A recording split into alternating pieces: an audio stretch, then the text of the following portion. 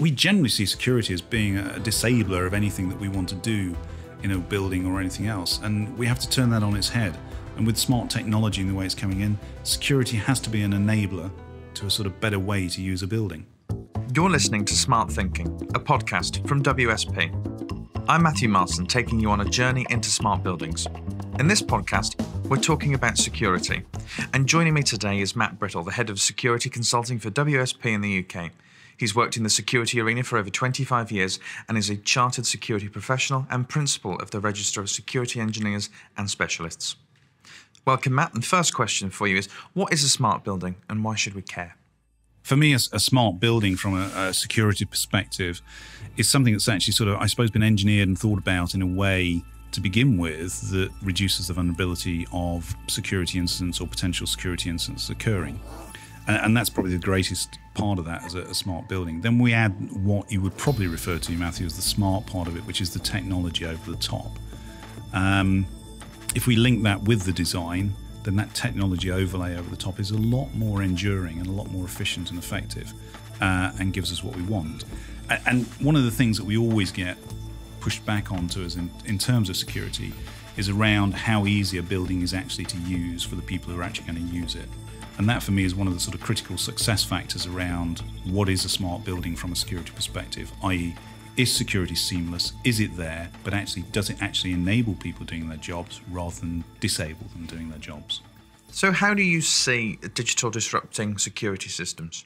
Well, the biggest problem with digital, and as we get smarter and we get more dependent on technology and more dependent on systems, is the sort of human interface. And that's the biggest problem in anything that we deal with in terms of security. We can put all the technology in there that we want to, but at the end of the day, there is a human user in that. Digital disrupts that in a way because it gives them the ability to interact with various elements within the building. It gives them access to an awful lot more data. So what we have to do is we have to be very, very smart about the technology we're using, how that information is used, and who has access to that information. In terms of technology, how much do you think it's shifting the landscape? I think it's shifting it massively. But you see, the security is also embracing the sort of smartness, I suppose, of technology in things that we sort of see going forward. So as everything grows, security is growing alongside it as well from a technology and a smart basis anyway. So yes, it disrupts things because it gives us other sort of threat vectors where people can attack people, buildings, whatever else. But actually, that's the same as anything. We're just creating the mitigations and the management sequences that go with that to go alongside the technology.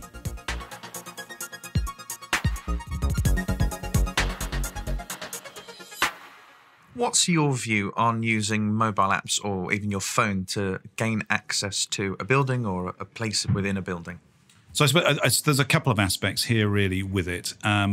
One is the fact that actually nowadays nobody really leaves home without their mobile phone. It is generally stuck to people, and it's one of those things that they notice if they've lost it very, very quickly. So from a security perspective, that's great because they always have it with them.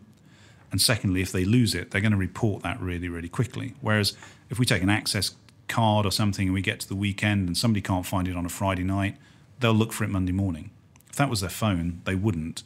So there's some sort of hidden bits around applications on phones and things which are great. There are some limitations at the moment with sort of phone applications and things as well. And part of that is that everybody wants everything to happen seamlessly and quickly. Most of the phone apps at the moment for access control, you actually have to open the app on the phone to do it, which then starts to slow things down, and it becomes a balance of that. So I think we've still got a little bit of a way to go before apps become smart enough that actually it is seamless and the user basically just walks past whatever they're doing and gains access. Yeah, I think some vendors actually quite like you having to go through the act of opening the app because it adds another layer of authentication, because in order to get into your phone in the first place, you need a thumbprint, a PIN code, a face, whereas if it's just your badge that you've dropped, you pick it up and kind of walk in. Yeah, I suppose that's exactly the same problem as we now have sort of cardless payments as such. It's the same thing. It's a proximity issue. But you have the same issue with proximity access control cards as well. It just means that people would have to understand, if they have a sort of token or an access token of some description on their phone, what that actually is and what that actually means and the importance of that actual item. Maybe for access, we shouldn't have anything physical at all. The idea of me carrying around a picture of my face when I could just use my face seems a bit unusual. So with that in mind, do you think that facial recognition might be the natural way forward for security? So I really like biometrics as a way of controlling things, because it's very hard to lose a biometric, you know, and you always have it with you. And generally we're all unique. So you're always getting a unique sort of token that's used every time in terms of what's there. Biometrics has had a bit of a bad press, I think, over the years, and rightly so. Things such as fingerprint readers and stuff and everything else, palm readers and everything else, they've all got problems with them. I mean, and one of the biggest problems, I suppose, for a smart building is the fact that actually you've got to touch something. And that obviously has, you know, implications in terms of what's there. Facial recognition, I think, as you brought up, is fantastic. Facial recognition works really, really well where you have a compliant subject. So somebody who wants to get into the building, who will look at the camera, it works fantastically. And I would pretty much say that you're going to get a 99.999 onwards sort of result on positive sort of experiences with that. And there are some great little tweaks in the sort of facial recognition sort of world, you know, and we always have this thing about lighting and architecture and stuff and mood lighting. Well, you know, there are some fantastic leaps forward with things like IR facial recognition. So the infrared part of it doesn't really care what the background lighting is. So you build an infrared picture of the person, tokenize that, and that's that token that gets compared each time. It doesn't matter whether there's bright sunlight outside, whether it's a different time of year or anything else. And I think that's an absolutely fantastic thing to do. Does that work a little bit like how my iPhone recognises my face, where it puts that kind of matrix of dots on me? Yeah, it does. In most facial recognition systems take a number of points on the face and compare those points. And the geometry between cheekbones, noses and stuff and everything else is pretty much unique to the sort of individual in terms of what it does. And that's why I say with a compliant subject, it works very well. When you have a non-compliant subject and you have the face turned off, say, by an angle of 20 degrees or something, that's when you start to lose the ability to say, yeah, that definitely is the person, or that's definitely not the person, because as you say, it only picks up a number of the points. It can't pick up enough of them to say, yeah, it's definitely them. It sort of goes, well, yeah, I think it's them. And that's where the problem is. But I think if companies trialed 3D facial recognition, I really do think they'd probably adopt it, because you haven't got to take anything out of your bag. You haven't got to hunt around for anything. You haven't got to remember anything. You've brought it with you. So I think it's a fantastic technology, and I think going forward, I think it's something that hopefully will get adopted into smart buildings. It seems that cameras are going to be really quite critical to security. Some of the things that I've seen on the market to do with computer vision, we now have analytic systems that are watching all of the CCTV inputs and basically being able to identify things such as somebody's fallen over, or a virtual trip line's been triggered, or perhaps even unattended item. Do you see CCTV and computer vision being the future for kind of visual security? Well, I mean, visual surveillance systems, as we now move on to the IP systems, are going to be there, and they're going to be there from a safety perspective. They're going to be there from a security perspective, just for having that situational awareness inside a smart building. You know, and it would be crazy to have a smart building where you didn't have situational awareness. So yeah, I think they're going to be there. Analytics now in camera systems is pretty common. Some of the artificial intelligence stuff that is now being weaved into video systems is amazing. You know, it looks at gaits, can recognize different sexes.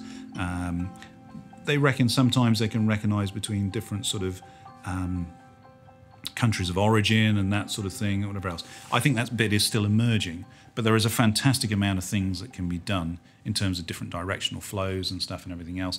Certainly stationary objects, loitering, things like that are all pretty commonplace technology now in terms of looking at the pixels on the screen and determining when they move and when they don't move.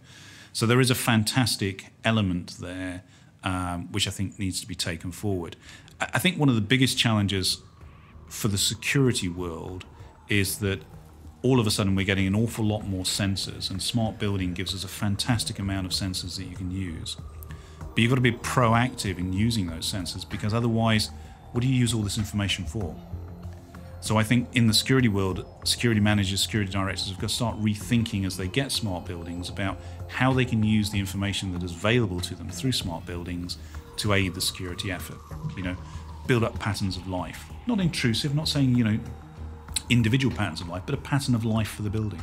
So you can understand when things are wrong.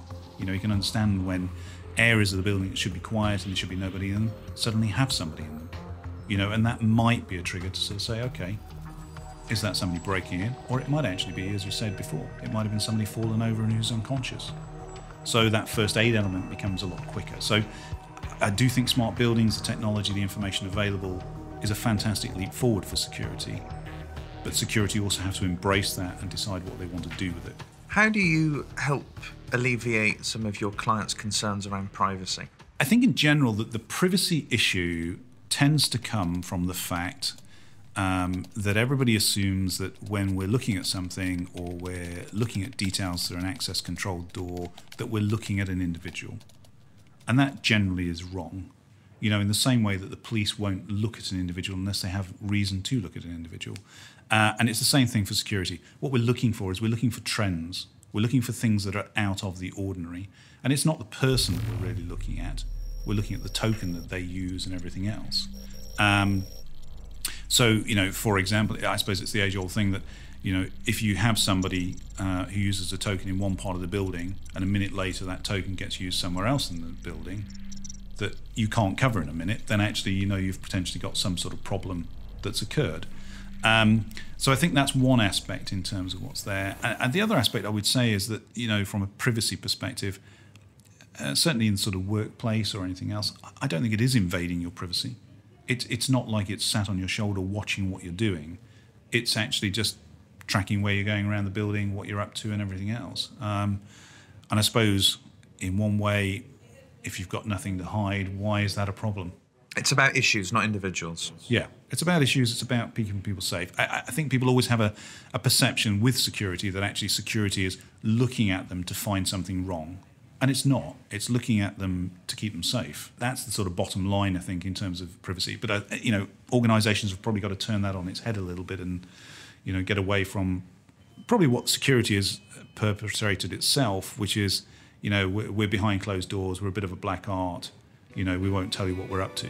And we need to become a little bit more customer-facing and open as well to embrace what smart buildings will bring for us and, the leap forward of acceptance from other users. If somebody was embarking on creating a security system within a smart building, what would your top tips be? Definitely, first of all, and probably the biggest thing that they could do is forget about systems to begin with. Really what we're looking for are the outcomes. And it has to come back to that analysis at the front end that says, what do you actually want from security?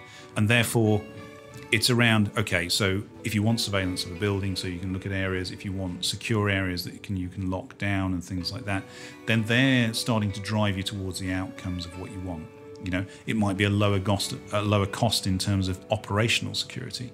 It might be your corporate social responsibility. It might be the fact of lone workers. It might be the fact that you have shift changeovers at sort of 11 o'clock in the evening and a group of people walking out to a car park. So the outcome might be that you want those individuals to be safe. If you start from the system end, you don't get that. It's getting the outcomes and then saying, okay, fine, we've got those outcomes now. How can technology actually help us achieve what we want to achieve? A big thank you to Matt Brittle, the head of security consulting for WSP in the UK. In our next episode, we'll be talking about platforms, the glue that brings a smart building together, with thought leader from IBM's Watson IoT, Paul Russell. If something in this episode has piqued your interest, then have a chat with us. Email smart@wsp.com. You've been listening to Smart Thinking, a podcast from WSP. I'm Matthew Marson, and thanks for listening.